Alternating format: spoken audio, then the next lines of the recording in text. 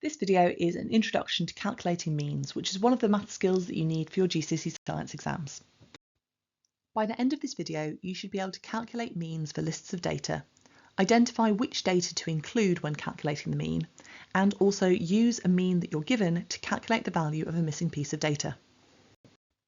In your GCSE Science specification, after all the information about the biology and the chemistry and the physics, there's an appendix called Mathematical Requirements. This lists all of the math skills that the exam boards have to examine you on within the GCSE Science exams. And these math skills make up 20% of the marks available, so it's worth spending the time to make sure you are super confident in all of them. Data in scientific experiments is often subject to random variation, things like the temperature fluctuating in a room.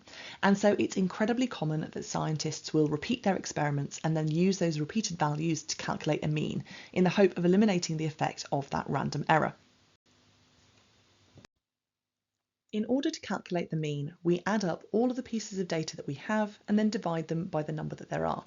So in this instance, I would be doing 24 plus 27 plus 26 plus 21 plus 22. And if I add all of those together, I get 120. And then I would do 120 divided by 5 to give me a mean of 24. Here are 4 sets of data for you to pause the video and have a go at calculating the mean of.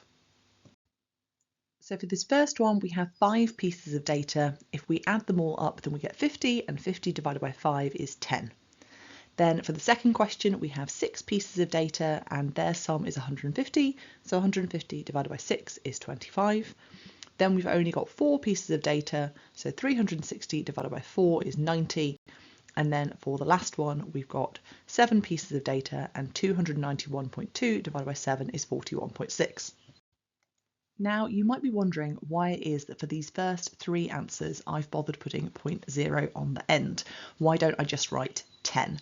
And to be honest, for the sake of GCSE, we could probably get away with doing this anyway. But basically, when you calculate a mean, your mean should be given to the same degree of precision as the data that you're working from. So if I look here, these data are to 3 significant figures or to 1 decimal place, and therefore my final answer should be to 3 significant figures or 1 decimal place. Of course, in a GCSE Science exam, we're not just going to be given a list of numbers and asked to calculate the mean. Instead, it's much more likely that the context for this question would be an experiment, or we have some data that we need to interpret. So in this typical exam question format, we're asked to figure out what the value of x is.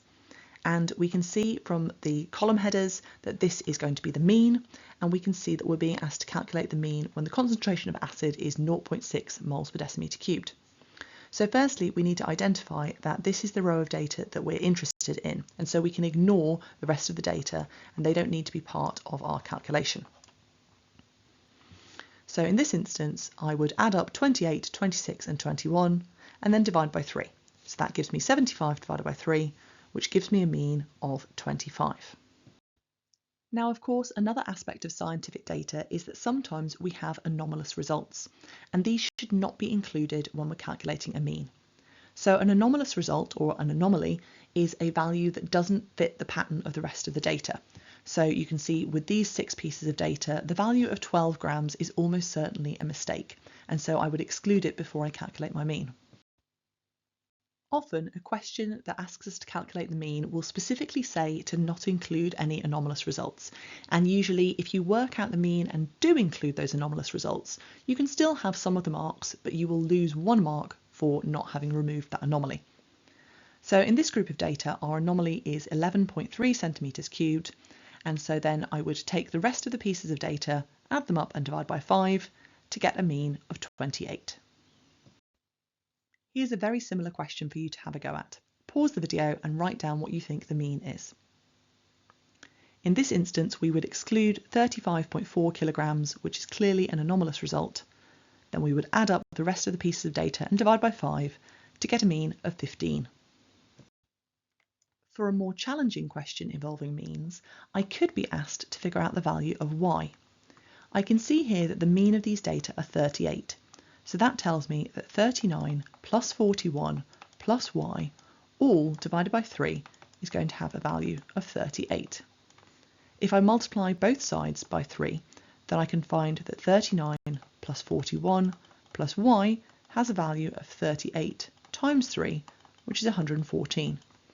And then by subtracting 39 and 41 from both sides, I can see that y has a value of 34. Thanks very much for watching, and I hope you're now feeling slightly more confident about using means in your GCSE Science exams. If you did find this video useful, then don't forget to like, subscribe, comment and share the channel, and I'll be back soon with some more Maths for GCSE Science videos.